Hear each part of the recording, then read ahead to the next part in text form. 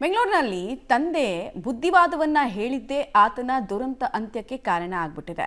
ಬೆಂಗಳೂರಿನಲ್ಲಿ ಬುದ್ಧಿವಾದ ಹೇಳಿದ್ದಕ್ಕೆ ತಂದೆಯನ್ನೇ ಮಗ ಕೊಲೆಗೈದಿರುವಂತಹ ದಾರುಣ ಘಟನೆ ಆಗಿದೆ. ಬ್ಯಾಡ್ರಹಳ್ಳಿ ಪೊಲೀಸ್ ಠಾಣಾ ವ್ಯಾಪ್ತಿಯ ತಿಗಳರಪಾಳ್ಯದಲ್ಲಿ ಕೆರೆಮುನೇಶ್ವರ ದೇವಸ್ಥಾನದ ಬಳಿ ಘಟನೆ ಆಗಿರೋದು. 61 ವರ್ಷದ ಮಾಜಿ ಸೈನಿಕ ಚನ್ನಬಸಪ್ಪ ಮೃತ ದುರ್ದೈವಿಯಾಗಿದ್ದಾರೆ. ಯಾವುದೇ ಕೆಲಸಕ್ಕೆ ಹೋಗದೆ ಎಣ್ಣೆ ಡ್ರಗ್ಸು ಅಂತ ಮಗ ಅಮಿತ್ ದಾರಿ ತಪ್ಪಿದ್ದ. ಇದು ತಂದೆ ಗಮನಕ್ಕೆ ಬಂದಿರುತ್ತೆ. ಹೀಗಾಗಿ ಅವರು ಬುದ್ಧಿವಾದ ಹೇಳೋದಕ್ಕೆ ಮುಂದಾಗ್ತಾರೆ. ಪ್ರತಿದಿನ ಇದೇ ವಿಚಾರಕ್ಕೆ ಅಪ್ಪ ಮಗನ ನಡುವೆ ಗಲಾಟೆ ಕೂಡ ನಡೀತಾ ಇದ್ದಂತೆ. ನಿನ್ನೆ ಸಂಜೆ ಕೂಡ ಈ ವಿಚಾರವನ್ನ ಮತ್ತೆ ಎತ್ತಲಾಗಿದೆ. ಈ ವೇಳೆ ಚನ್ನಬಸವಯ್ಯನ ಮಗನಿಗೆ ಬೈದಿದ್ದಾರೆ. ಒಳ್ಳೆ ಬಟ್ಟೆ ಹಾಕೊಂಡು ಕೆಲಸ ಮಾಡುವಂತ ತಿಳಿ ಹೇಳಿದ್ದಾರೆ. ಇಷ್ಟಕ್ಕೆ ಕೋಪಗೊಂಡು ಎದೆಗೆ ಚಾಕುವಿನಿಂದ ಇರಿದಿದ್ದು ತೀವ್ರ ರಕ್ತಸ್ರಾವದಿಂದ ಆಸ್ಪತ್ರೆಗೆ ಸಾಗಿಸುವ ಮಾರ್ಗ ಮಧ್ಯೆನೇ ಅವರು ಮೃತಪಟ್ಟಿದ್ದಾರೆ.